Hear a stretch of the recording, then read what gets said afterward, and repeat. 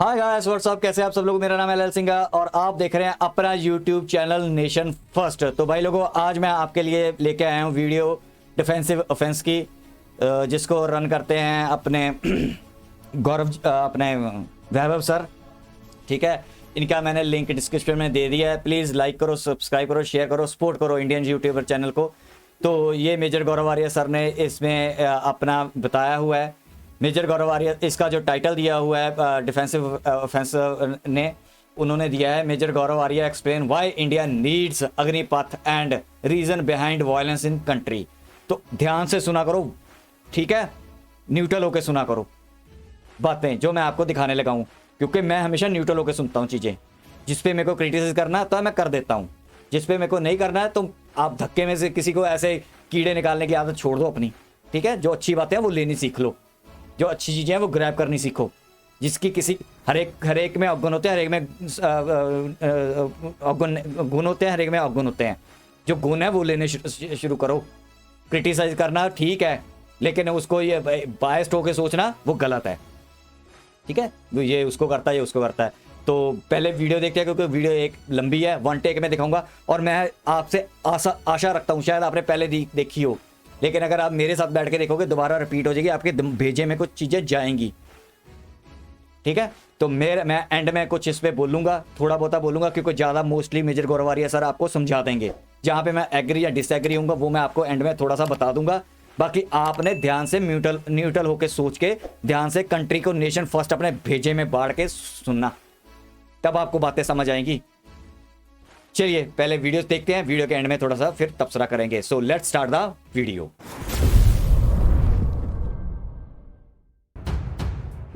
इनका दिमाग लश्कर तैयबा और जैश मोहम्मद वाला है, ज्वाइन करना चाहते हैं इंडियन आर्मी। ये देश की संपत्ति चलाएंगे। देखिए, जो शांति से, वैभव मैं साफ बोल रहा हूं, ऑन रिकॉर्ड बोल रहा हूं आपके शो पे, जो शांति से प्रोटेस्ट कर रहा है, जो देश को नहीं जला रहा है, मैं उसके साथ खड़ा हूं। मैं आपसे अग्री करूं ना करूं, आपका संविधान है खाके है। शॉर्ट सर्विस कमीशन ऑफिसर्स को आपने बिल्कुल जमीन पे फेंक दिया। हम में से कितने बन गए टेररिस्ट? हम में से कितने बन गए माफिया शार्प शूटर्स? हम में से कितने बन गए दाऊद इब्राहिम का अस्कर? हम तो नहीं बन गए ना, सब लोग अपना काम ही कर रहे हैं ना। फिर ये आर्ग्यूमेंट की अग्निवीर टेररिस्ट बन जाएगा, क्यों? मुझे एक बात समझ में नहीं आती, इसमें राजनीतिक पार्टी क्यों? इनको हर जगह कुछ ना कुछ करना है, हर जगह कुछ ना कुछ करना है, हर चीज में, कि अग्निपथ स्कीम बुरी है। अरे फौज को चलाना दो ना, फौज को जो चलाना है। ये फौज को ये भी सिखाते हैं कि सर्जिकल स्ट्राइक कैसे करनी है, इनको एयरफोर्स को ये भी ट्रेनिंग देनी है कि बालाकोट की स्ट्राइक कैसे तुम्हें करनी चाहिए थी, क्या करना चाहिए था। लेकिन मैं ये कहना चाहता हूं कि ये पूरा जो मामला है ना पेंशन का, ये पेंशन का मामला फौज को डुबा देगा। ये मैं बता रहा हूं, ये फौज को डुबा देगा ये पेंशन का मामला। आपके पास हथियार नहीं है, आपके पास वही गंदी सी इंसास है एक, ठीक है, राइफल आपके पास वेपन्स नहीं है फेस करने के लिए। जय हिंद दोस्तों, मैं हूं मेजर गौरव आर्य और आप देख रहे हैं डिफेंसिव ऑफेंस। लाइक करिए, सब्सक्राइब करिए और बेल आइकन दबाना बिल्कुल मत भूलिएगा। वैभव, ये जो अग्निवीर वाला मामला है, जो स्कीम निकाली अग्निपथ, तो मुझे काफ़ी ना सोशल मीडिया पे मैसेजेस आ रहे हैं और मैंने अलग अलग मुख्तलिफ प्लेटफॉर्म्स पे इस बारे में बात भी करी है। लेकिन जो मुझे लगता है कि डिफेंसिव ऑफेंस एक लोगों को खास उम्मीद है इस मामले में, तो हमें अपना कुछ बातें रखनी चाहिए। और बातें जो हैं वो बीच में हैं। हर एक जो चाहता है वो चाहता है कि भाई हमारे पक्ष की बात हो, तो ऐसा नहीं है। कहीं ना कहीं बीच में हमें एक रास्ता निकालना पड़ेगा, तब जाके मामला सलटेगा। पहली बात तो ये है कि ये अग्निपथ है क्या? ये फौज को करवाना ही था। मुझे तो ये आश्चर्य हो रहा है कि अब जाके 2022 में क्यों लॉन्च करा फौज ने। फौज को ये चीज 25, 30 साल, 50 साल पहले कर देनी चाहिए थी। कुछ समय पहले तक फौज का जवान ओनली 7 ईयर्स तक काम करता था। नौकरी उसकी 7 साल की होती थी और बाकी 7 ईयर्स वो रिजर्व पे होता था। उसके बाद उसको जो भी ध्यान से सुनना, मिलनी होती थी, जो कीड़े निकालते हैं ना, वो ध्यान से सुनो। 15 साल के बाद मिलेगी। पर 7 ईयर्स का भी हो चुका है फौज में सर्विस, जो अभी 4 साल के ऊपर लोग कंप्लेन कर रहे हैं। तो मैं आपको बताता हूं ये है क्या मामला ना पूरा। बात यह है कि इसमें 2-3 कारण हैं। वैभव, सबसे पहला कारण यह है कि और ये बहुत गंभीर कारण है फौज के लिए। It's a very serious issue for the army that और द नेवी और द एयरफोर्स, ये जो एज प्रोफाइल है ना, ये ज़्यादा हो रही है। ये 32, 33, 34 तक जा रही है और किसी भी आर्मी के लिए एक्सेप्टेबल नहीं होगा। किसी भी आर्मी के लिए ये एक्सेप्टेबल नहीं होगा। इसको मिड 20s या लेट 20s में लाना है। ये काम फौज को बहुत पहले कर देना चाहिए था, अग्निपथ का। मैं फौज के पॉइंट ऑफ व्यू से बोल रहा हूँ, मेरी तरफ से नहीं। मैं ये नहीं कह रहा कि फौज को कर देना चाहिए था, ऐसा गौरव आर्या बोल रहा है, और फौज के हिसाब से बहुत पहले कर देना चाहिए था। ये डिले हो गया बहुत ज़्यादा। सबको पता है अग्निपथ स्कीम में 4 साल के लिए लोग आएंगे। 4 साल के बाद उसमें से 25% फौज में रह जाएंगे और बाकी बाहर की दुनिया चले जाएंगे। उदाहरण के लिए बीएसएफ में, सीआरपीएफ में, आईटीबीपी में, सीआईएसएफ में, एसएसबी में, असम राइफल्स में, मिनिस्ट्री ऑफ डिफेंस का जो सिविलियन स्टाफ है उसमें, और 15-16 जो भी डिफेंस यूनिट्स हैं जो जो कि एमओडी से ताल्लुक़ रखती हैं, मिनिस्ट्री ऑफ डिफेंस से ताल्लुक़ रखती हैं उसमें। तो क्या इन लोगों को 4 साल के बाद सरकारी नौकरी मिलेगी? उसका आंसर है हाँ। उसका जवाब है हाँ, उनको गवर्नमेंट ऑफ इंडिया की नौकरी मिलेगी। इसके अलावा जो स्टेट पुलिस कर रही है, मेरी बातचीत अभी हुई थी brigadier B D Mishra sir से। Brigadier B D is very senior, is 1961 commission, 1961 commission है वो, और he is governor of Arunachal Pradesh अभी। तो उन्होंने बात करी थी और वो नॉर्थ ईस्ट के स्टेट्स की बात कर रहे थे कि 8 मुख्यमंत्रियों से बात हुई और 8 के 8 ऐसे सिस्टम्स इन प्लेस ला रहे हैं जहाँ पे 10% रिजर्वेशन। तो क्या अग्निवीर जब फौज छोड़ेगा क्या उसको मिलेगी? हाँ मिलेगी। क्या है कि 4 साल के लिए करेगा, उसके बाद वो चला जाएगा। उसकी 6 महीने की ट्रेनिंग होगी जो कि इस 4 साल में शामिल है, राइट। एक बार वो फौज से चला गया फिर उसकी रिजर्व लायबिलिटी नहीं होगी। जाहिर सी बात नहीं, अब आप आर्मी में हैं, आपने आर्मी छोड़ दिया, बीएसएफ में चले गए, तो आर्मी की रिजर्व लायबिलिटी खत्म हो गई ना, then you become part of BSF. Reserve liability is only applicable when you are in the civil street. जब आप बाहर हैं, सिविलियन हैं, अगर जंग होती है तो फिर वो बीएसएफ, आईटीबीपी, सीआरपीएफ के साथ रहेगा वो। वैभव, फौज को क्यों करना था, मैंने आपको बताया कि एक तो बड़ी बात हो गई कि फौज को एज प्रोफाइल कम करना है। दूसरा एक बहुत बड़ा टेंशन ये है ना कि पिछले साल हमें ये सब तो पता है कि हमारा 75 अरब डॉलर का एक बजट है, डिफेंस बजट, जिसमें कि करीब 65% सैलरी और पेंशन के लिए जाता है। ये सबको स्टोरी पता है। जो स्टोरी लोगों को नहीं पता है वो ये चीज है कि बड़े स्ट्रेंजली, बड़ी अजीब सी बात है कि हमारा पेंशन बिल हमारी सैलरी बिल से ऊपर है। अगर हमारा सैलरी बिल 100 है तो पेंशन बिल 125 है। ऐसा होना नहीं चाहिए, पर ऐसा हो गया क्योंकि भाई अंग्रेजों के टाइम से एक नीति चली आ रही थी कि आप इतना साल करिए, जीवन भर पेंशन, राइट। अब फौज ये कह रही है कि यार हम पेंशन दें, हम तनख्वाहें दें, हम नए नए हथियार खरीदें, एज प्रोफाइल ठीक करें, ठीक है। तो एक तो ये बात हो गई। तीसरी चीज ये है कि याद है 2-3 साल पहले से या 4-5 साल पहले से काफी सोशल मीडिया पे और मेन स्ट्रीम मीडिया में चल रहा है कि हर एक भारतवासी को कम से कम 2 साल तो फौज में रहना ही चाहिए। आपने भी सुना होगा, सब लोगों ने, हम सब ने देखा कि नहीं फौज में जाना चाहिए, तभी जाके डिसिप्लिन आएगा, तभी जाके डिसिप्लिन आएगा। अब कर दिया अग्निपथ तो फिर उसमें भी प्रॉब्लम है। यही तो है, आओ फौज में ज्वाइन करो, हर एक भारतवासी को खुला मौका है, आप आइए ज्वाइन करिए, जो सेलेक्ट हो गया सेलेक्ट हो गया। लिमिटेड वैकेंसीज है, ऑब्वियसली आप करोड़ों की फौज थोड़ा कर सकते हैं, पर जो भी है आप आइए। अच्छा, इसमें कई वेटरन्स ने कुछ उनके रिजर्वेशंस हैं, और जाहिर सी बात है जो यार वैभव जो इतने साल किसी ऑर्गेनाइजेशन को देगा, उसका परिवार उसके साथ वो बलिदान देगा, and this is a huge sacrifice. लोग ना कई साल दर साल परिवार, लोगों ने अपने बच्चों को बढ़ते हुए नहीं देखा यार फौज में। मैं आपको बताता हूँ, ये एटलीस्ट आर्मी की सच्चाई तो है। Navy and air force are still, navy में भी थोड़ा सा होता है, they sail for elongated period but they come back. Army में you get posted to places which you can't find on the map, यार नक्शे में वो जगह मिलती नहीं है। तो फौज में थोड़ा सा ज़्यादा है ये, being away from the family, and this is also sacrifice. किसी बाप को बोलिए कि अब आप अपने बच्चों को 10 महीने के बाद देखेंगे, सारा काम फ़ोन पे ही चल रहा है, हाँ बेटा कैसा है स्कूल में, 10 चीज़ें होती हैं, फ़र्ज़ होता है किसी का। तो army I think in these terms sacrifices more. तो जब एक ऐसे माहौल में आप पले बड़े हैं और आपने 20, 30, 40 साल से यही माहौल देखा है, तो कोई भी प्रॉब्लम होती है या कोई भी आपको लगता है कि कोई सरकार कोई नीति लेकर आई है, तो उसमें एक रिएक्शन होता है, ये जाहिर सी बात है। और ये रिएक्शन ना, चाहे वेटरन सपोर्ट करें या वेटरन सपोर्ट ना करें, मुझे ऐसा लगता है कि लोग तभी बोलते हैं जब प्यार करते हैं, लोग तभी बोलते हैं जब उनको मोहब्बत होती है। वरना वेटरन्स को तो पेंशन मिल रही है, उनको क्या लेना देना, उनको क्या मतलब है अग्निपथ से। कल वो बोले ठीक है यार तुम अग्निपथ 4 साल का करो, 4 महीने का करो, हमारी वाला। पर ऐसा नहीं है। प्यार है फौज से, प्यार है देश से, इसलिए बोलेंगे और इसलिए अपनी जो राय है उसका इजहार भी करेंगे। ये जाहिर सी बात है। They come from a place of immense love and that is all that I want to say. Now 2-3 खदशात हैं, 2-3 ऐसी बातें हैं जो उनको लगा कि गलत हैं। पहली बात तो ये कि लोग क्या करेंगे 4 साल के बाद। मुझे ऐसा लगता है कि ये सरकार ने अब क्लियर कर दिया कि क्या करेंगे 4 साल के बाद। और अग्निपथ की स्कीम रोल बैक भी नहीं होने वाली, ये भी बात बिल्कुल क्लियर है। सरकार ने साफ कर दिया कि साहब अग्निपथ की स्कीम जो है वो रोल बैक बिल्कुल नहीं होगी, कुछ हो जाए ये रोल बैक नहीं होगी। ठीक है। तीसरी चीज़ है वैभव, ये बोला गया कि साहब ये जो फौजी हैं, ये जो लोग हैं, ये जो अग्निवीर हैं, ये लड़ नहीं पाएंगे और इनके बस का कुछ नहीं होगा और सिर्फ 4 साल करी है और इनमें ना वो बॉन्डिंग नहीं होगी।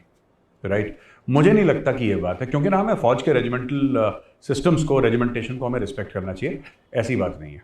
और मैं कई बार बोल चुका हूँ, अगर आपका कोई फौजी दोस्त है ना, आप उसके साथ 1 महीना कैंटोनमेंट के अंदर रह लीजिए। छोड़िए अग्निवीर, छोड़िए अग्निपथ, छोड़िए ऑल दीज थिंग्स। वो 1 महीना आपकी ज़िंदगी बदल देगा। फौज है ही ऐसी, वो खून में चली जाती है फौज। सो मुझे ऐसा नहीं लगता कि ऐसा नहीं होगा। और यहाँ तक कि ये कहना कि साहब ये लोग अगर 4 साल के बाद माफिया ज्वाइन कर लेंगे या कोई उपद्रवी काम करेंगे, टेररिस्ट बन जाएंगे, ये सब, ये भी बात गलत है यार। हमने 5.5 साल नौकरी करी फौज में, हम कौन से टेररिस्ट बन गए यार। दुनिया भर के एसएस ऑफिसर्स हैं, शॉर्ट सर्विस ऑफिसर्स। हमारे समय पे तो 5+5 होता था, 5 साल फिर 5 साल। जिन्होंने 5 साल के बाद अगर छोड़ा है, आप एक का नाम बता दीजिए शॉर्ट सर्विस कमीशन्ड ऑफिसर्स का, जिसने कि हथियार उठा लिए हो देश के खिलाफ, या कोई चोरी डकैती में पड़ गया हो, या कोई क्रिमिनल एक्टिविटी में पड़ गया हो, शार्प शूटर बन गया हो। भाई ऑफिसर की ट्रेनिंग तो बहुत हाई कैलिबर की होती है जवान से। ऑफिसर की ट्रेनिंग में तो और 10 चीज़ें सिखाते हैं। ऑफिसर की ट्रेनिंग में तो सिर्फ ऐसा नहीं कि सिर्फ ट्रिगर दबाना, ऑफिसर को तो प्लानिंग करना भी सिखाते हैं।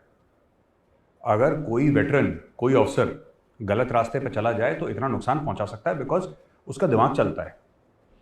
देखो यार, ट्रिगर वाली उंगली ना, ये सबकी चलती है, फौज में सबकी चलती है। लेकिन जो दिमाग है, जो बंदा बैठ के प्लान कर सकता है ना, जो प्लान कर सकता है कि तुम यहां से जाओगे, तुम ये करोगे, ये पूरा प्लान और इस तरीके से प्लान कर, वो ज़्यादा खतरनाक होता है, सिर्फ शूटर नहीं। और मुझे नहीं लगता कि आज तक मेरी नॉलेज में एक single short service commissioned officer नहीं है जिसने ऐसा काम करा है। तो ये कहना कि ये चोरी में पड़ जाएंगे, ये डकैती में पड़ जाएंगे, एंटी सोशल, ये सब मुझे नहीं लगता इन चीज़ों में दम है। ये मेरी ज़ाती राय है। देखो ये तो आने वाला कल बताएगा, लेकिन मेरी ये ज़ाती राय है कि ऐसा एक बार फौज ने किसी को छू लिया, वो बंदा ना जिंदगी भर के लिए बदल जाता है। That human being changes for life. ये मेरा पर्सनल तजुर्बा है ना। मुझ जैसे टेढ़े को सीधा कर दिया यार फौज ने, एकेडमी के अंदर ना 3 हफ्ते के अंदर सीधा कर दिया गौरव आर्य को। जो लोग कह रहे थे, जिनके माँ बाप कह रहे थे कि ये तो कभी नहीं सुधरेगा, 2-3 हफ्ते के अंदर सेट कर दिया। फौज सेट कर देती है। एक बार फौज के हत्थे को चढ़ गया ना, देन वो फौज फिट कर देती है उसको। खैर, ये झगड़ा हो क्यों रहा है? ये जो पूरा मामला है, ये हो क्यों रहा है वैभव? इसकी स्टोरी क्या है? इसकी स्टोरी बड़ी सिंपल है यार। एक ज़माना था जब ये जो यंगस्टर्स थे ना, जो फौज में भर्ती होना चाहते थे, जो भर्ती के इच्छुक थे, जो एस्पिरेंट्स थे, वो भी वही चाहते थे जो फौज चाहती थी। वो भी वही चाहते थे जो फौज चाहती थी। फौज चाहती थी कि तेज तर्रार, physically fit, mentally alert, smart नौजवान फौज ज्वाइन करें, और वो भी ये चाहते थे कि हम लोग फौज ज्वाइन करें। So there was a congruence of need and desire and wants. वो एक जगह आके मिलते थे और भर्ती रैलीज होती थी और कभी कोई प्रॉब्लम नहीं। अब प्रॉब्लम क्यों हो गई? अब प्रॉब्लम वह इसलिए हो गई क्योंकि ये जो फौज में जाना चाहते हैं, ये कुछ और चाहते हैं और फौज कुछ और चाहती है। भाई आप नोएडा से दिल्ली जाना चाहते हैं, मैं भी नोएडा से दिल्ली जाना चाहता हूं, हम लोग एक गाड़ी में जा सकते हैं। आप दिल्ली जाना चाहते हैं, मैं मेरठ जाना चाहता हूं, हम एक गाड़ी में कैसे जा सकते हैं? We can not go in the same vehicle, फिर हमें 2 गाड़ियां लेनी पड़ेंगी। ये वही चक्कर है। Army wants a younger army, army wants a lower pension bill. और जो भी फौज चाहती है, जो बंदा फौज ज्वाइन करना चाहता है वो चाहता है कि मैं 15-20 साल फौज में नौकरी करूं, फिर मुझे पेंशन मिले और फिर एक सरकारी नौकरी का रुतबा अलग रहता है। फौज के लिए मोटिवेटेड भी है लड़के बहुत ज्यादा। होता है जैसे गांव में 3, साढ़े 3, 4 बजे उठ के दौड़ लगाते हैं लोग और फौज के लिए तैयारियां करते हैं। ये एक अलग मामला है। अब मैं आपको बताता हूं इसमें कि ये आग क्यों लग रही है ट्रेन में, ये कौन है ये लोग जो ट्रेन में आग लगा रहे हैं। तो यार वैभव ऐसी स्टोरी है कि अलग अलग जगह ये देखो कहीं कहीं लग रही हैं ये आगे। आप भारत का नक्शा लीजिए, ठीक है, आपको ये यूपी के कुछ पार्ट्स में दिखेगा। इसका एपिसेंटर बिहार है, बिहार एपिसेंटर है, ठीक है। हैदराबाद में कुछ हुआ है, 1-2 और Hyderabad, Telangana, sorry my mistake, Telangana के आसपास अंदर कुछ हुआ है, कुछ 1-2 स्टेट्स पर, पूरे भारत में नहीं हुआ है। ऐसा क्यों है? बात यह है कि इसमें सोशियो इकोनॉमिक फैक्टर्स हैं और इसमें कोचिंग सेंटर्स का बहुत बड़ा हाथ है। अब मैं आपको उदाहरण देता हूं, बड़ी इंटरेस्टिंग चीज है। इस पूरे कॉन्फ्लिक्ट में ना, ये जो आग लग रही है, इसमें 3 पार्टीज हैं। एक तो वो लड़का है जो फौज ज्वाइन करना चाहता है, ठीक है, वो लड़का फौज ज्वाइन करना चाहता है, उसका दिल साफ है, उसको वर्दी पहननी है, देश सेवा का, वतन की खिदमत का एक जुनून है सर पे, वर्दी पहननी है। गांव में देखता होगा लोग आते हैं छुट्टी से, फौजी जाते हैं, उनसे बातें सुनता होगा, वो मोटिवेटेड है।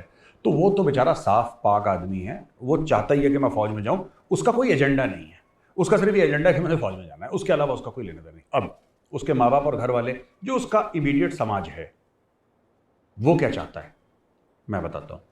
उनको ऐसा लगता है कि उस लड़के को ये नहीं लगता, जो 17-18 साल का लड़का जो दौड़ लगा रहा है सवेरे, उसका नहीं, उसका एम है, उस लड़के का, उस बच्चे का एम है कि मुझे वर्दी पहननी है, बस मुझे फौज में जाना है, मुझे फौजी बनना है, मुझे देश की सेवा करनी है। उसके दिमाग में जो भी आइडियल्स होंगे, सैक्रिफाइस के, वैलर के, ऑनर के, उस लिए जाता है, क्योंकि गांव और ऐसे समाजों में फौजियों की इज्जत भी बहुत है, तो वो सब देखता है, वो मोटिवेटेड है कि मुझे फौज में जाना है। वो तो एक बच्चा है, वो अलग 17-18 साल का लड़का जो फौज में भर्ती होना चाहता है, रिक्रूट होना चाहता है, उसको आप 1 मिनट के लिए अलग कर दीजिए। उसके मोटिवेशन मैंने समझा दी। अब उसके माँ बाप की क्या मोटिवेशन है? चलो लड़का चला जाएगा, हमारी जो समस्याएं हैं उनका समाधान हो जाएगा, लड़के को सरकारी नौकरी मिल जाएगी, एक परमानेंट नौकरी मिल जाएगी, राइट। उसके बाद उसको पेंशन मिलेगी। भगवान ना करे, भगवान ना करे हमारा लड़का अगर इस दुनिया में नहीं रहा, तो उसकी जो बीवी है उसको वो पेंशन मिलेगी, उसको मेडिकल सुविधाएं मिलेंगी, सब कुछ मिलेगा, सीएसडी की फैसिलिटीज, सब कुछ मिलेगा। एक it is a way out of your circumstance. मैं बात कर रहा हूं उसके लड़के के समाज की, लड़के की बात नहीं कर रहा। लड़के के दिमाग में ये फैसिलिटी ये सब है ही नहीं। लड़का तो कहता है कि मैं किस तरीके से बॉर्डर पहुंचूं, उसके दिमाग में वही चल रहा है। उसके दिमाग में जो लड़का रिक्रूटमेंट के लिए जा रहा है, उसका दिमाग अलग चल रहा है कि मैं देश की सेवा करूंगा, मैं वर्दी पहनूंगा, मैं जाऊंगा, मैं ट्रेनिंग करूंगा, मैं देश के लिए, ये सब। उसके माँ बाप के दिमाग में सामाजिक चीजें चल रही हैं, इकोनॉमिक सिक्योरिटी, जो कि बहुत बड़ी बात है। फिर लड़का जाएगा, भाई लड़का है, ठीक है, तो सरकारी नौकरी है। मैरिज मार्केट में ही becomes a price catch. A boy with a government job becomes a price catch in the marriage market. और जब शहर में दहेज चलता है तो गांव में क्यों नहीं चलेगा? जो सोशल ईवल है, जो कि नहीं चलना चाहिए, जो हाईली कंडेमनेबल है, जो बुरी चीज है, लेकिन सच्चाई है। अब मर्डर भी तो कंडेमनेबल है, लेकिन मर्डर भी हो ही रहा है लोगों का, तो ये भी वैसे ही है। तो सरकारी नौकरी के लिए भाई your value in the dowry market goes up. अब बीच में आता है कोचिंग सेंटर, जो कि तीसरा है। पहला अपना जो रिक्रूटमेंट, वो लड़का जो देश की सेवा करना चाहता है, दूसरा उसके परिवार, उसका समाज, तीसरा है एक कोचिंग सेंटर वाला आदमी। कोचिंग सेंटर वाला आदमी क्या है? हो सकता है वो कोई एक्स सर्विसमैन हो सकता है वो ना हो सकता है वो सिविलियन हो जिसने एक्स सर्विसमैन को अपने अंडर रख रखा हो, पर आपको किसी ना किसी सूरत में कोई ना कोई एक्स सर्विसमैन चाहिए। अब वो बंदा कहता है कि मैं आपकी ट्रेनिंग करवाऊंगा, ठीक है, और मैं आपका ऐसा तैयार करवा दूंगा कि भर्ती में आप आगे चले जाओगे और आपका हो जाएगा, ठीक है ना। मैं आपको ऐसा ट्रेनिंग कराऊंगा, मैं आपको इतने महीने की ट्रेनिंग दूंगा, मेरी ट्रेनिंग का दाम जो है वो है 5 लाख रुपए। मेरी ट्रेनिंग का जो दाम है वो है 5 लाख रुपए। मैं आपसे 5 लाख रुपए लूंगा, यहां पे मैं आपको अकोमोडेशन प्रोवाइड करूंगा, यहां पे 3 वक्त का खाना, 2 वक्त की चाय प्रोवाइड करूंगा, दिन भर आपको रगड़ूंगा, आपको बताऊंगा कैसे फौज में जाना है और आप फिर करेंगे। बच्चा जो है, जो फौज में भर्ती होना चाहता है, वो माँ बाप को लेके जाता है गुरुजी के पास, जो कि कोचिंग सेंटर रन कर रहे हैं। गुरुजी के चरण स्पर्श करता है, गुरुजी कहते हैं लाओ 5 लाख रुपए। अब ये जो 5 लाख रुपए गरीब परिवार या मध्यम वर्ग का परिवार दे रहा है, ये कहां से दे रहा है? गहने बेच के, बैंक से पैसा निकाल के, जमीन का टुकड़ा बेच के, कहीं से लोगों से मांग मूंग के, कुछ ना कुछ करके वो 5 लाख रुपए दे देता है कि हमारे बच्चे की ट्रेनिंग कर दो तुम। अब बच्चा पहुंच गया ट्रेनिंग के लिए, और यही कमाई का स्रोत है कोचिंग सेंटर्स का। और करोड़ों करोड़ों रुपए में खेलते हैं coaching centres, crore. It's a multi million dollar, rather I would say all over India. अगर सारे कोचिंग सेंटर्स आप मिला लें, जिसमें आईआईटी भी शामिल है, मेडिकल भी शामिल है, सब कुछ, तो it's a multi billion dollar industry. उसका एक छोटा सा हिस्सा फौजी कोचिंग सेंटर, ये एसएसबी के भी जो अफसर को लेकर चलते हैं और जो जवानों के लिए रिक्रूटमेंट, ये सब तामझाम चलता है वहाँ पर। तो लाखों रुपए उसके माँ बाप ने, जो भी उसकी फीस होगी, 5 लाख मैंने ऐसे ही बोल दिया, मुझे नहीं पता, लेकिन जो भी उसने लाखों रुपए की फीस, तो इतना मुझे पता है, तो उसने दे दी। बीच में आ जाता है अग्निपथ, बीच में आ जाता है अग्निपथ। 5 लाख रुपए क्यों दिए थे? कि इसको एक पक्की सरकारी नौकरी मिलेगी, उसके बाद इसको पेंशन मिलेगी, इसको ये सारे 10 बेनिफिट मिलेंगे सरकार से, आजीवन मिलेंगे जब तक ये दुनिया में है। जब ये दुनिया में नहीं रहेगा, इसकी पत्नी को वो बेनिफिट मिलेंगे। उसके लिए उनका एक, मैं समाज की बात कर रहा हूं, उस बच्चे के समाज की, उस बच्चे के परिवार की, उसका इन्वेस्टमेंट है। अब बीच में सरकार लॉन्च कर देती अग्निपथ, एक सरकार ने छोड़ दी स्कीम अग्निपथ। अग्निपथ के चलते क्या हुआ कि जितने भी कोचिंग सेंटर, इनका धंधा बंद हो गया। अब माँ बाप ये कहते हैं कि बेटा एक बात बताओ, हम तुम्हें 5 लाख रुपए क्यों दें अगर तुम्हारी नौकरी 4 साल की है? Why should we give you 5 lakh rupees for what? 5 lakh रुपए तो बहुत होते हैं यार 4 साल के लिए। 4 साल के लिए कोई नहीं देगा। और आज की तारीख में जो हजारों लाखों बच्चे जो इन कोचिंग सेंटर्स में पूरे ऑल ओवर इंडिया, वो पूछ रहे हैं, जो वहां पे गुरुजी हैं उनके बन के बैठे हुए हैं, कि बताइए क्या करना है? आपने तुमसे पैसे ले लिए, सरकार ने स्कीम बदल ली, लाओ पैसे वापस। ये लोग कोचिंग सेंटर वाले हैं जो कह रहे हैं कि, और ये पकड़े भी गए थे तेलंगाना में। तेलंगाना पुलिस ने इनके वॉइस इंटरसेप्ट्स निकाले हैं, टेक्नोलॉजी का इस्तेमाल करके मोबाइल फोन पे क्या इनके मैसेजेस आ रहे हैं कि हम तुम्हें इतना। एक सुब्बाराव करके एक बंदा है जो कि एक्स हवलदार है इंडियन आर्मी का, वो पकड़ा गया है, ही इज बीइंग इंटरोगेटेड भाई। उसने लोगों को बोला कि जाओ ये तेल ले जाओ, केरोसिन ले जाओ, और तुम पेट्रोल ले जाओ, ट्रेन में आग। तो ये लोग क्या कर रहे हैं कि ये लोग ट्रेन में आग लगवा रहे हैं कि किसी तरीके से, जैसे फार्म लॉज में सरकार के ऊपर बहुत प्रेशर आया था और सरकार को मजबूरन फार्म लॉज वापस लेने पड़े, तो अगर तुम आगजनी करोगे, अगर तुम मार कटाई करोगे, पूरे देश में अगर आग लग जाएगी, तो डर के मारे जो मोदी सरकार है वो अग्निपथ भी वापस ले लेगी। ये बेसिक ये ड्रामा पीछे से चल रहा है। उसके अलावा हजारों दर हजारों ओवरनाइट ट्विटर हैंडल खुल गए अचानक। हमारे जो भाई बैठे हैं रावलपिंडी, उनको भी तो मजा आना चाहिए रावलपिंडी वालों को। तो हजारों दर हजारों इंस्टाग्राम के और फेसबुक पेजेस ये सब खुल गए, अग्निपथ, अग्निवीर नाम के खुल गए। अब क्या हो रहा है कि ये लोग मिस इन्फॉर्मेशन स्प्रेड कर रहे हैं। एक चिट्ठी जो है, जो मैं चाहता हूं हमारे व्यूअर्स देखें, ये जो चिट्ठी है, ये वो चिट्ठी है। ये चिट्ठी झूठ बोलती है, इसका ओरिजिन पाकिस्तान में है। ये चिट्ठी ये कहती है, इसके ऊपर हमने फेक का स्टैम्प भी लगा रखा, अगर आप देखें, ये चिट्ठी ये कहती है साहब कि जनाब ऐसा है, जो लोग ऑलरेडी फौज में चले गए और अगर उनका प्रमोशन नहीं हुआ तो उनको भी हम अग्निवीर कैटेगरी में डाल देंगे। ये कितना बड़ा झूठ है, लेकिन इसके बारे में नॉलेज ही नहीं है, लोग परेशान है तो लोग बिलीव कर रहे हैं। तो ये इस तरीके से भी दुश्मन प्रोपेगेंडा कर रहा है वैभव। यार देखो, अगर कोई मुझसे पूछे, मुझसे एक पता नहीं कौन सा बेतुल कहीं से किसी ने मुझे ट्विटर पर डीएम भेजा कि मेजर साहब मैं भर्ती होना चाहता हूं फौज में, और मुझे फौज में भर्ती होना है, और मैं आपका बहुत बड़ा फैन हूं, और पर मुझे ऐसा लग रहा है कि आप सरकार की चापलूसी कर रहे हैं। मुझसे कह रहा है लड़का। तो मैंने बोला धीरज भाई, सरकारी नौकरी तुम्हें चाहिए और चापलूसी मैं कर रहा हूं सरकार की, ये कैसा लॉजिक है भाई? ऐसा किस तरीके से हो सकता है? सरकारी नौकरी तुम्हें चाहिए, मुझे तो नहीं चाहिए। सरकारी नौकरी तुम्हें चाहिए, चापलूसी मैं कर रहा हूं।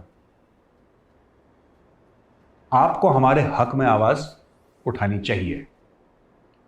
नहीं, जो सच बात है मैं उसके हक में आवाज उठाऊंगा। बिल्कुल सही। पहली बिल्कुल बात तो सही, वैभव मैं एक बात बता दूं, बिल्कुल ये सही। जो लोगों ने बोल रखा है, मैंने बात करी मेरे पास भी लेफ्टिनेंट आए थे जनरल संडे राज को। शुक्ला से। ऐसे लेफ्टिनेंट जनरल नमूने राज आते शुक्ला हैं। थे आर्ट्रैक के GOC आर्ट्रैक यानी कि आर्मी कमांडर, जो आर्मी की पूरी ट्रेनिंग देखता है ना, it's based out of Shimla. ARTRAC में दे सेड कि he was the one who was there when this entire thing was being designed कि इनकी ट्रेनिंग कैसे होगी, है ना। और उन्होंने रिकॉर्ड पे मुझे बताया है, मेरे पास वीडियो है, आप लोग देख सकते हैं। उसमें उन्होंने ये बोला है कि साहब ये जो पॉलिसी है इंडियन आर्मी ने फॉर्मुलेट करी,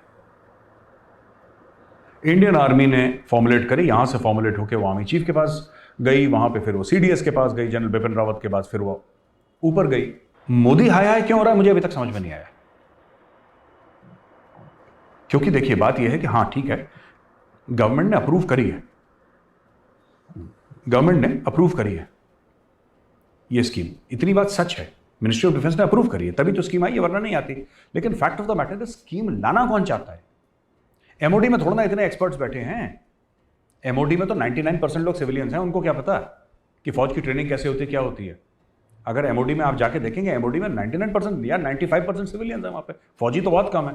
ये एक और रोना है, इसके ऊपर एक दिन और वीडियो बनेगा कि साहब वहां पे तो सिविलियंस से सिविलियंस भरे, वहां तो फौजी है ही नहीं। अब क्या हुआ है कि फौज ने बोला कि हमें अग्निपथ की स्कीम चाहिए, सरकार ने स्टडी करा, सरकार ने बोला you are sure, yes we are sure, done, सरकार ने डन कर दिया, स्कीम आ गई। इसके पीछे 1.5 से लेकर 2 साल तक काम चल रहा था, ये अचानक एक दिन नहीं फूटी, है ना। ऐसा नहीं हुआ कि किसी ने तीर मारा जमीन पर और गंगा जी निकली, ऐसा नहीं हुआ। इसके ऊपर बहुत रिसर्च करी गई है और आर्मी ने बोला कि फौज के लिए सही है, ये फौज के लिए सही है। जो लोग कहते हैं फौज सिर्फ पैसा बचाने के लिए कर रही है, भाई एक बात बताओ, हमारा बजट है $75 अरब, 75 अरब डॉलर। अमेरिका का कितना है? $750 अरब एक साल का, यानी कि हमसे कितना? 10 गुना ज्यादा। ठीक है वैभव, अमेरिका का बजट हमसे 10 गुना ज्यादा अमेरिका के पास, और उनकी फौज हमसे छोटी है।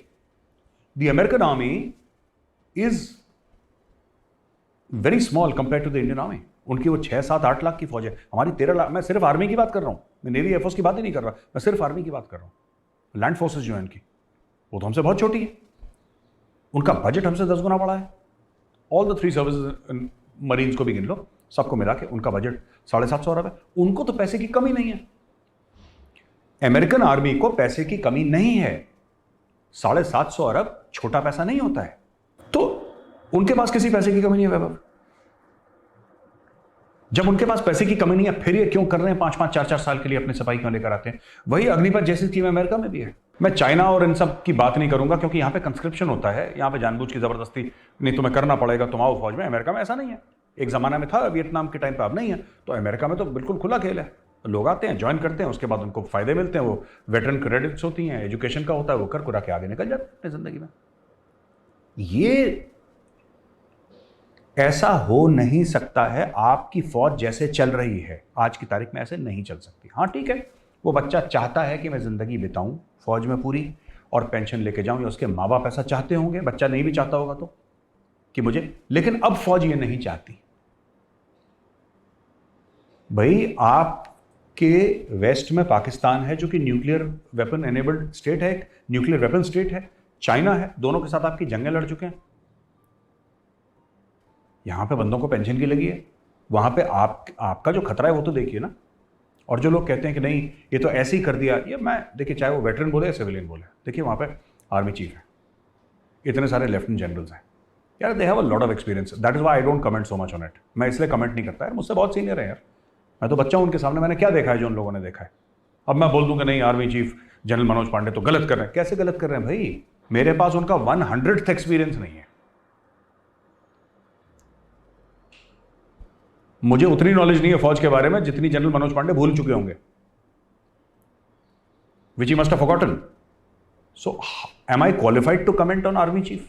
M I qualified to comment on? I am not qualified, मैं क्वालिफाइड हूं ही नहीं, तो इसलिए मैं कमेंट नहीं करता। लेकिन मैं ये कहना चाहता हूं कि ये पूरा जो मामला है ना पेंशन का, ये पेंशन का मामला फौज को डुबा देगा। ये मैं बता रहा हूं, ये फौज को डुबा देगा ये पेंशन का मामला। आपके पास हथियार नहीं है, आपके पास वही गंदी सी इंसास है एक, ठीक है, राइफल आपके पास वेपन्स नहीं है फेस करने के लिए। जब सरकार ने आपको ये बोल दिया एक बार कि भाई 4 साल के बाद, और मेरा भी कंसर्न था, मैंने भी ट्वीट करा था इस मामले में, जब सरकार ने आपको बोल दिया कि 4 साल के बाद आपको सरकारी नौकरी मिल जाएगी, वो सरकार के किसी भी विभाग में मिले, वो सरकारी नौकरी होगी, वो आपको सरकारी नौकरी, फिर क्या प्रॉब्लम है, फिर क्या परेशानी है? और मुझे एक बात समझ में नहीं आती, इसमें राजनीतिक पार्टी क्यों? इनको हर जगह कुछ ना कुछ करना है, हर जगह कुछ ना कुछ करना है, हर चीज में, कि अग्निपथ स्कीम बुरी है। अरे फौज को चलाना दो ना, फौज को जो चलाना है। ये फौज को ये भी सिखाते हैं कि सर्जिकल स्ट्राइक कैसे करनी है, इनको एयरफोर्स को ये भी ट्रेनिंग देनी है कि बालाकोट की स्ट्राइक कैसे तुम्हें करनी चाहिए थी, क्या करना चाहिए था। तो कहने की बात है कि opposition in this case has played a very very negative role. They have played an extremely negative, unnecessarily. तुम्हारा क्या मतलब बनता है यार, तुम्हारा क्या मतलब बनता है भाई?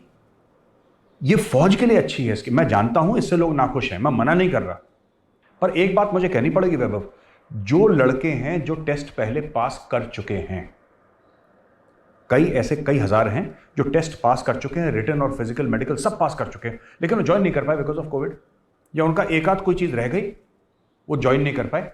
उनको जरूर फौज को लेना चाहिए, और पुरानी स्कीम के तहत लेना चाहिए, नॉट अग्निपथ स्कीम। बिल्कुल सही, पुरानी बिल्कुल स्कीम, सही। क्योंकि उन्होंने टेस्ट जो दिया था पुरानी स्कीम के तहत दिया था। एग्री।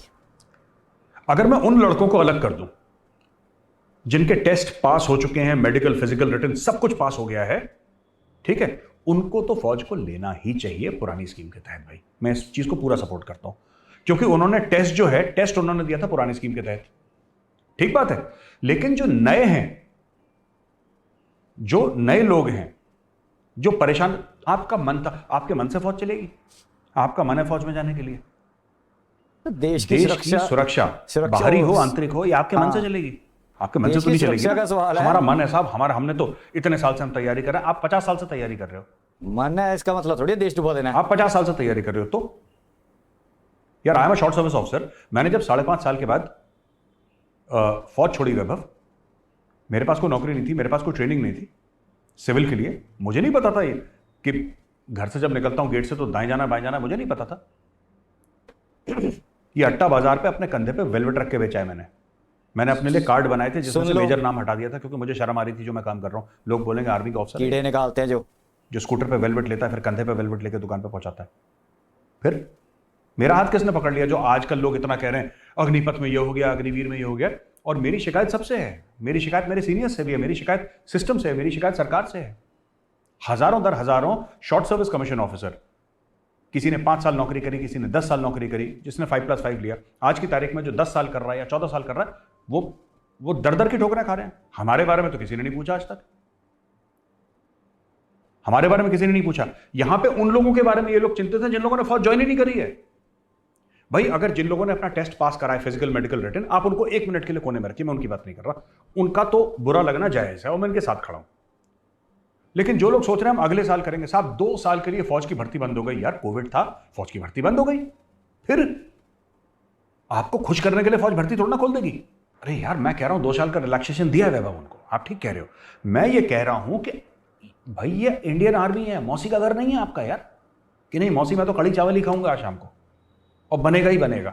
ऐसे नहीं हो सकता, फौज ऐसे नहीं चलती है। It's not a democracy, you know Vaibhav, we have to consider it's not a democracy. अब आप एक बात और देख लीजिए, बड़ी इंटरेस्टिंग, इंडियन आर्मी ने अग्निपथ स्कीम निकाली, उसके 2-3 कारण थे, ये हमने आपको बता दिया इंडियन आर्मी ने अग्निपथ स्कीम क्यों निकाली, ठीक है।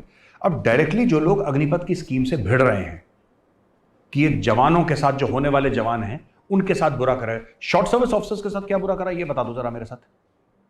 हमारी तो जो एवी सिंह कमेटी है, एवी सिंह कमेटी को कैबिनेट का अप्रूवल है कि short service commission officer side step होंगे, जब पील ऑफ होंगे आर्मी से, they will find jobs there. किसको नौकरी मिल गई बता देना जरा, इक्के दुक्के किसी को मिली? हम तो सड़क पे आ गए थे, हमने तो खुद अपना रास्ता बनाया। मैं ये जाना है, ठीक है, an officer is better equipped. आप ये आर्ग्यूमेंट दे सकते हैं कि एक ऑफिसर है, उसकी लैंग्वेज स्किल्स अच्छी हैं, उसकी लीडरशिप स्किल्स अच्छी हैं, बट वो लैंग्वेज और लीडरशिप स्किल्स आपको लगता है कॉर्पोरेट उससे इंप्रेस होता है?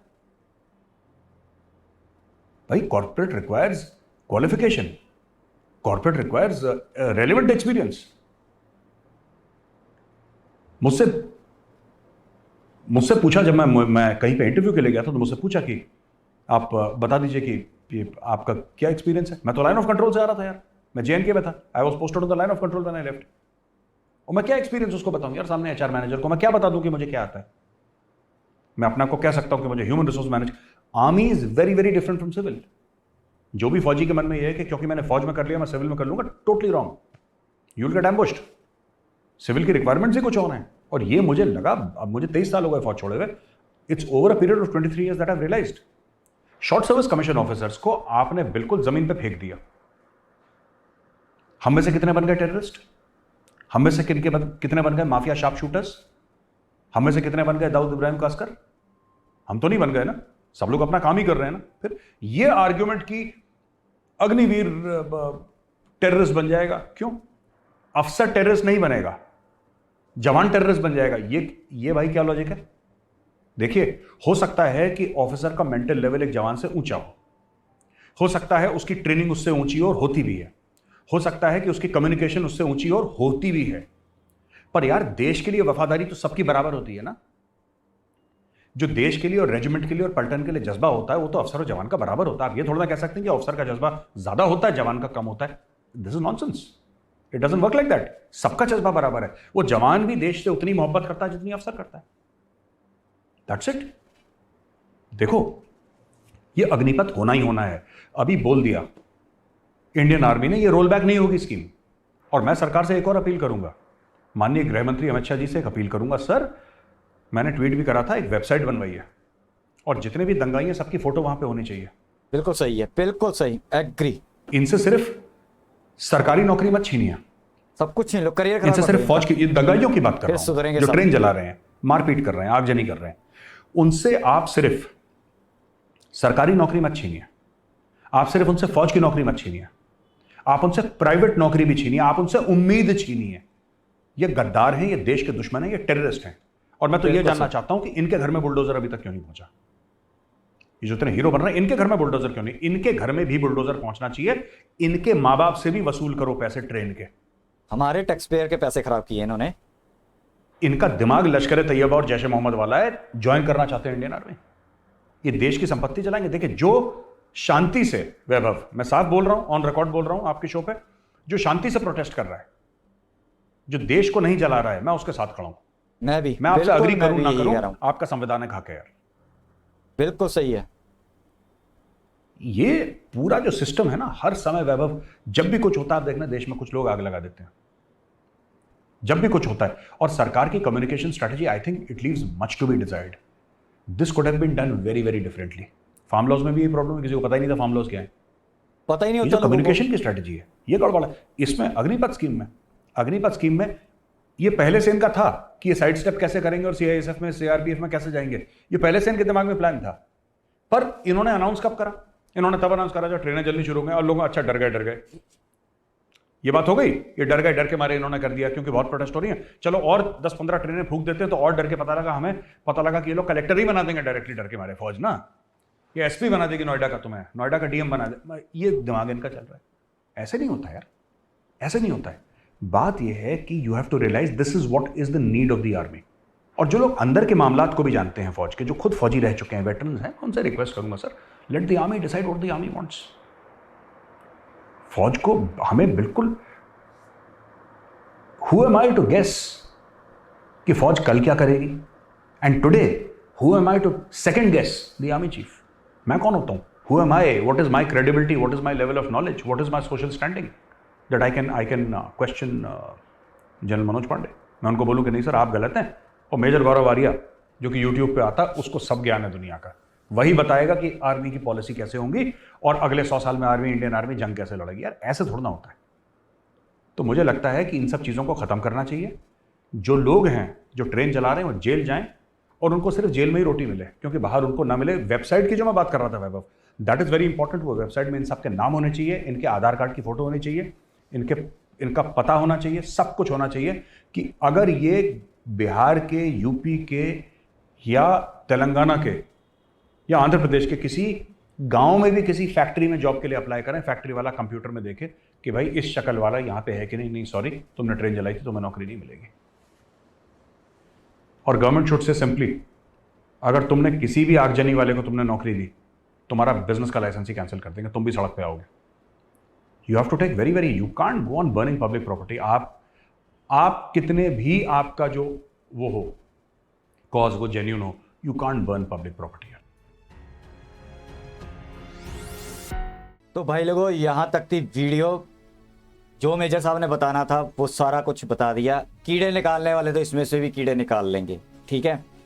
तो मेरा तो एंड में यही कहना था कि जो बातें मेजर साहब ने की हैं मेरे हिसाब से बिल्कुल सही हैं, ठीक है। मैं भी यही बोलता था, संडे में लाइव हुआ था, उस पर भी कीड़े निकालने वाले बस ये उसका है, ये उसकी पार्टी का, ये इससे पार्टी का, ये सारे ड्रामे होते हैं, ठीक है। आपको पहले बात समझनी चाहिए। बस मैं एक मेरी और प्रॉब्लम थी कि गवर्नमेंट ने, मैंने उसमें भी बोला था अपने चैनल पे भी, एक बंदे ने मेरे को चिट्ठा भेज दिया इतना अपनी मर्जी से लिख लिख के, ये मैंने बोला भी था लाइव पे भी कि कोई है डॉक्यूमेंट, सरकारी डॉक्यूमेंट है कोई मेरे को लेटर तो दिखाओ, कोई फौज ने लेटर जारी की हो अपनी तरफ से ही, बस अफवाह। अब जाके गवर्नमेंट ने वो जो फौज ने है वो जारी की है 5-6 पेजों की कि ये चीज़ें रिटर्न में होंगी। अब भी उसमें कई चीज़ें नहीं है, वो फौज ने खुद बोला है, चीफ से मैंने पूरी इंटरव्यू देखी है, पूरा उनकी प्रेस कॉन्फ्रेंस देखी है, उन्होंने बोला है कि धीरे धीरे हम सबको कर रहे हैं। जैसे अब महिंद्रा ने बोल दिया है, अब कई और कंपनीज जैसे रिलायंस ने पहले ले लिया था, अब वो कंपनीज आगे आ रही हैं कि हम उसमें आपकी एडजस्टमेंट कर लेंगे। नहीं जी, हमको तो रिटर्न में दो, स्टाम्प पेपर पे लिख के दो। अरे यार, तुम देश की सेवा करने जा रहे हो, कुछ तुम वहां पे अपने करने जा रहे हो कि मैं जवाई बनने जा रहे हो उसका, देश का। अगर कमाई करनी है, मैंने पहले ही बोला है, कमाई करनी है, मोटे काम करने हैं तो और इतनी मेहनत यहाँ कर रहे हो, कहीं और कर लो जाके। जरूरी है फौज में ही अड़ना जाके? फौज में बंदा वो अड़े जो अपने देश की फौज का मतलब नौकरी नहीं है, फौज का मतलब होता है सर्विस। वो सर्विस होता है देश सेवा। सर्विस का मतलब होता है सेवा। ये दिमाग में बिठा के काम किया करो। कोई भी चीज लेने जाते हो ना तो ऐसा नहीं होता है तुम्हें चाहिए ये भी चाहिए। अब गवर्नमेंट बोल रही है कि यार ठीक है, करियर पर हो जाता है, जैसे मेजर गौरवार ऐसा नहीं, क्लीन रख के बंदा कह रहा है मैं अपने मोढे पे कारपेट्स रख के बेचे हैं। इन्होंने तो बंदूक नहीं उठा ली, इन्होंने तो कभी, मैंने तो देखा नहीं है। जितने भी एसएस वाले हैं सच में है, मैं अब यही है, फौज से ये खुद को कंपेयर करते हैं कि मैं उनके 100th में नहीं हूँ। और जो प्रोटेस्ट कर रहे हो वो तुम तो 1000 में हिस्से क्या, लाख में हिस्से में नहीं हो। अभी तुमने जिस अदारे में जा रहे हो उसी के खिलाफ तुम बोलना शुरू कर दिए। अरे भाई, 140 करोड़ जनता का सवाल है, बॉर्डर पे खड़े होना है तुम लोगों ने। प्रोटेस्ट करना बिल्कुल सही है, प्रोटेस्ट करना आपको सही ढंग से करो, कोई बात नहीं। आपने कुछ डिमांड्स होती हैं, करियर्स का सवाल है, आप पूछ सकते हो कि सर मेरा या इसके बाद क्या होगा, कैसे करेंगे, मेरे को क्या होगा। क्योंकि एक आपने वहां पे दे रहे हो, जाके अपनी सर्विस दे रहे हो, तो आपको भी करियर होता है। जैसे मेजर गौरवारे कह रहे हैं कि उसके बाद इन्होंने खुद स्ट्रगल की है, ठीक है। इन्होंने तो पत्थर नहीं मारे जाके, इन्होंने तो ट्रेन नहीं जला दी कि यार मेरे को तो नौकरी मिली नहीं। जब इन्होंने ज्वाइन किया होगा तब नहीं इन्होंने पत्थर मारे होंगे कि ऐसा सर्विस में ये होता है। हमें बाद में बताओ। चले कल के चूजे तुम हो। मैं उन लोगों की बात नहीं कर रहा हूं जो देशभक्त, सच्ची में देशभक्त हैं, जिन्होंने प्रोटेस्ट किया है या फिर जिन्होंने डिमांड्स रखी हैं, जेन्युइन है। मैं उन लोगों को बोल रहा हूं कि साले कल के चूजे हो, तुम जाके ट्रेनें जला रहे हो। तुम्हारा माइंडसेट यहीं से पता चल जाता है कि तुम्हारा माइंडसेट तालिबानी है, टेररिस्ट माइंडसेट है। आग लगा दो, ये कर दो, वो कर दो। अरे तुम लोगों की हमारी जरूरत नहीं है। हमें भाई डर लगता है कि तुम जैसे यहाँ के फौज पे जिस दिन ज्वाइन कर जाओगे उस दिन तुम अपना ग्रुप बना के फौज की गाड़ियों, फौज के इक्विपमेंट को आग लगा दोगे कि नहीं जी अब तो हमें पक्का कर लो, हमें तो 20 साल की नौकरी दो, और सैलरी भी हमें पेंशन वाली नहीं चाहिए, सैलरी भी हमें चाहिए, फुल सैलरी चाहिए। फौज को सिखा रहे हो। ये बात हो गई है कि अंबानी के रिलायंस में जाना है और वहां पे कह रहे हो कि अंबानी कह रहा है कि तुम्हें मैं 10,000 दूंगा। नहीं जी, हमें तो 50,000 दो, नहीं तो हम आग लगा देंगे तुम्हारे ऑफिस को। अरे भाई, उसकी कंपनी है, उसने अपने रूल्स बनाए हुए हैं, वो उसी रूल से अगर आप आते हो तो रिलायंस में जाओ, नहीं दफा हो टाटा में चले जाओ, दफा हो कहीं और चले जाओ। तुम्हें एक ही चीज चाहिए, मैं रिलायंस में घुसूंगा जाके। उसके रूल्स हैं, फौज के रूल्स हैं अपने। फौज ने अपना हिसाब देखना, अपने आप को इक्विपमेंट करना, उसने बजट होता है एक लिमिट, उसमें काम करना है, उसको देखना है, देश की सुरक्षा देखनी है। सही बोला मेजर साहब ने जो भी बोला है। कीड़े निकालने वाले अब भी आ जाएंगे, मेरे में भी कीड़े निकालते रहेंगे भाई। मैं देखो मेजर गौरवारिया से को मैं क्रिटिसाइज करता हूं कई बातों पे, ठीक है, आपको दिख भी जाएंगी। जैसे ये पाकिस्तानियों को जाके नए नए शो पे बैठ जाते हैं, या अभी कबर चीमा ने ना एक इंग्लिश शो शुरू किया है, उसमें जाके बैठ गए हैं, ठीक है। मैं उस पर थोड़ा सा तकलीफ होती है, मैं बोल देता हूँ मेरे को जो होती है, ठीक है, कि उनको जाके प्रमोट करते हैं, उनके चैनल्स बढ़ते हैं, ठीक है। मेरी आवाज नहीं पहुंचती मेजर गौरवारिया सर के पास, इसमें मेरा तो कोई कसूर नहीं है। मैं क्रिटिसाइज करता हूं जहां पे मेरे को लगता है मेजर गौरवारिया सर ने ये चीज गलत बोली। क्रिटिसाइज करना हक है यार आपका, नहीं आपको ठीक लगती है आप बोल सकते हो, मैंने बोलता हूं। अब मैं ये कहूंगा कि मेजर गौरवारिया सर के मैं घर को आग लगा दूं जाके, ये कोई अच्छी बात होती है? आप अपने वे से बात की है, आपको नहीं सूटेबल लग रही, ठीक है। अब उनका ये मेरे को प्रॉब्लम लगी है कि ये प्रॉब्लम है, तो मैं उसको नहीं लेता, ठीक है। मेजर गौरव सर आप, लेकिन जो अच्छी बातें कर रहे हैं वो तो ग्रैब कर लो, उनमें तो ना कीड़े निकालो। मैं 99%, अब जो मर्जी सोचते रहना अभी मेजर गौरवारिया सर का ये पिट्ठू है, ये मैं 99 मेजर गौरवारिया सर से 99% एग्री करता हूं। और मैं कोई बंदे हैं, एक और थे फौजी थे, वो जाते थे, मैं अब नाम भूल गया उनका। मैंने एक बार मेजर गौरवारिया सर को भी टैग करके बोला था, लिखा था ट्विटर पे भी, कि वो वहां जाके ना जो चीमा के साथ देते थे इंटरव्यू, या उसके साथ देते थे, वो बहुत ज्यादा कहते थे कि हमें पाकिस्तान के साथ मिलना चाहिए, बॉर्डर खुलने चाहिए, ये होना चाहिए। मैंने उनकी, हालांकि वो मेरे ख्याल मेजर से ऊपर वाले रैंक के थे, मेरा नाम दविंदर नाम था, पता नहीं ऐसे कुछ नाम था, रिस्पेक्ट करता हूँ, लेकिन मैं उनको, मेरे दिल में आया कि यार ये ज्यादा उनके साथ कर रहे हैं कि पाकिस्तान ये है। हालांकि वो फौजी थे, मैंने उनका अपना विचार था, लेकिन फिर मैंने मेजर गौरवारिया सर को वीडियो भी भेजी, सारा कुछ भेजा, वैभव सर को, वैभव भाई को भी भेजा, सारा कुछ भेजता, मैंने आगे आगे किया। अब वो आते नहीं है, पहले शुरू में मेजर उसके आरजू के चैनल पे बहुत आते थे, और उसके पास चीमे के पास भी बहुत जाते थे, ठीक है। तो अब वो मेरे को दिखते नहीं है, वो अपने न्यूज चैनल पे भी आते हैं, लेकिन अब वो वहाँ पे कम जाते हैं। मेरे को नहीं पता कि किस वजह से नहीं जाते, लेकिन मेरे को उनका एक इख्तलाफ था कि यार ये ज़्यादा ही उनके साथ प्यार मोहब्बत, ज़्यादा ही कहते थे नहीं पाकिस्तानी हमारे भाई हैं, इनको हमारे साथ मिलना चाहिए, हमें भी वहाँ जाना चाहिए, हमें ये करना चाहिए। वो मेरे को थोड़ा सा लगा। अब मेजर गौरवारिया सर को भी मैं बोल देता हूँ, मैं कई बार मैं ट्वीट भी कर देता हूँ उनके, मेजर आप वहाँ पे क्यों जाते हो, मैं अपनी वीडियो में बोल देता हूँ, ठीक है। इसका मतलब ये थोड़ी है कि मैं डंडा उठा लूँ, बंदूक उठा लूँ, ये ऐसे नहीं होता। आपको अगर इख्तलाफ है, ठीक है, उनको आप, उनकी जो आपको अच्छी नहीं चीज लगी उसको छोड़ो, जो उनकी अच्छी चीजें हैं उनको न्यूट्रल होकर सोचो तो सही। मैं तो शुक्र मना रहा हूं जो एंड तक देख रहे हैं, बाकी तो जो भागने वाले होते हैं ना, जो जैसे फौज में ये करने वाले हैं, वैसे भाग गए होंगे मेरी पहले देख के, 15 मिनट देखी बस भाग गए, क्योंकि कभी हम लोगों ने कभी देश को पहले रख के सोचा ही नहीं आज तक। फौज को भी हमने यही सोच के रखा है कि नौकरी का जरिया है, आधी सीडीएस में आधी कीमत पे सामान मिलेगा, पेंशन मिलेगी, नो डाउट कि वहां पे आपको सैक्रिफाइस करते हो, जैसे मेजर गौरवारिया सर, वहां पे सैक्रिफाइस करना पड़ता है।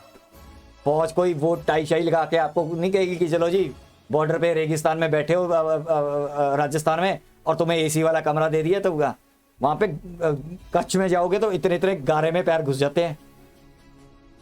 फौज की नौकरी कोई इजी नहीं होती, वो वही कर सकता है जो देश से प्यार करता है, जो करता है पैसों से प्यार, ठीक है। वो फौज के लिए नहीं बनाए।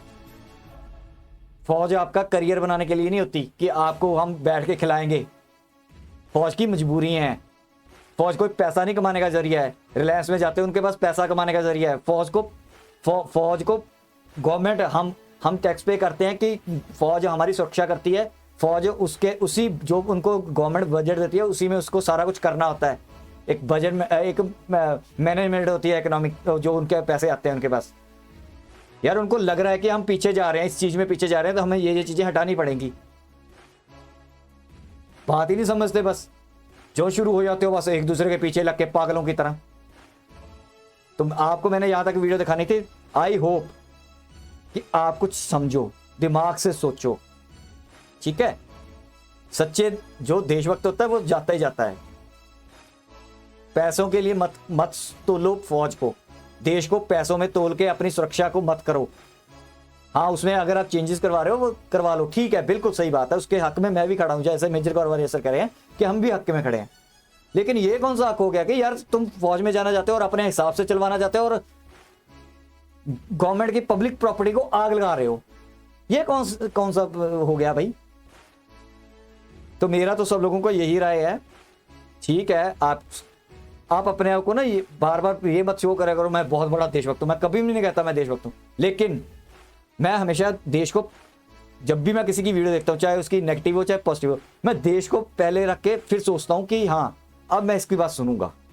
मैं कंट्री पहले रखता हूं कि कंट्री के हक में क्या है, अब ये बंदा क्या बोल रहा है। ऐसे सुनोगे ना तो तुम्हारे भेजे में भी बढ़ जाएगी चीज। मेरे पास भी बड़े आते हैं नेशन फर्स्ट पे बैठ के बोलने वाले, ये आई होप कि उनके कई बातें क्लियर होगी। अब भी कीड़े निकालने में वो निकालेंगे, आदत होती है, जाती नहीं है, ठीक है। या तो फौज को कहो कि यार तुम भी फैक्ट्रियां लगा लो, फिर फौज को कोई दिक्कत नहीं होगी। आओ भाई जितने आओ, कितनी सैलरी चाहिए, 10,000 उठा, 20,000 आ जा फौज में, क्योंकि बनाने सैर लेकर डाइपर बनाने हैं, ठीक है। बिजनेस फौज करती हो, पाकिस्तान की फौज ऐसे करती है, उनको कोई तकलीफ ही नहीं है, जितनी मर्जी दीजिए। उनका जो बजट लेते हैं सरकार से वो तो लग गया, आप उनके जाके ना कभी सर्च करना उनकी फैक्ट्रियाँ कितनी हैं फौजी फाउंडेशन की, उनको परवाह नहीं है। हमारी फौज बॉर्डर के लिए बनी है, हमारी फौज हमारी सुरक्षा के लिए बनी है, बिजनेस के लिए नहीं है। तो उसको उस माइंडसेट से मत जाया करो। कंपनी में जाते हो, वो कंपनी पैसा कमाती है तभी आपको देती है, फौज पैसा नहीं कमाती। फौज देश के लिए खड़ी हुई है। तो बस मैंने यही कहना था, बाकी मेजर साहब ने आपको जो समझाना है, जिसने समझना है वो समझ जाएंगे, जिसने कीड़े निकालने हैं वो अब भी निकालते रहेंगे। तो ये तो काम चलता ही रहेगा आप लोगों का, ठीक है। तो यहाँ तक मैंने वीडियो दिखानी थी। अगर आपको वीडियो अच्छी लगी तो आप इसको जरूर आगे सर्कुलेट करो, अपने सोशल मीडिया पे शेयर करो, लोगों को पहुंचाओ, बातें सुनाओ। जितना बताओगे उतना समझ आएगी। ये राजनीतिक पार्टियां भी ये काम खराब करने के लिए हैं, अपने दिमाग से निकालो। देश की सुरक्षा से मत खेलो, ठीक है। वो अदारा है, उसको आज ही क्रिटिसाइज कर रहे हो, कल जाके क्या करोगे उसमें जब चले जाओगे। तो यहां तक थी मैंने वीडियो दिखानी। प्लीज लाइक करो, सब्सक्राइब करो, शेयर करो और कमेंट करो। और नेशन फर्स्ट को जरूर आप सब्सक्राइब करके शेयर किया करो दूसरों को। नेशन फर्स्ट रह के सोचो, इसलिए नाम रखा हुआ है नेशन फर्स्ट। कोई भी वीडियो देखो नेशन फर्स्ट को आगे रख के, देश को आगे रख के फिर वीडियो देखा करो। तो यहां तक थी वीडियो, मिलेंगे नेक्स्ट वीडियो में, तब तक के लिए जय हिंद।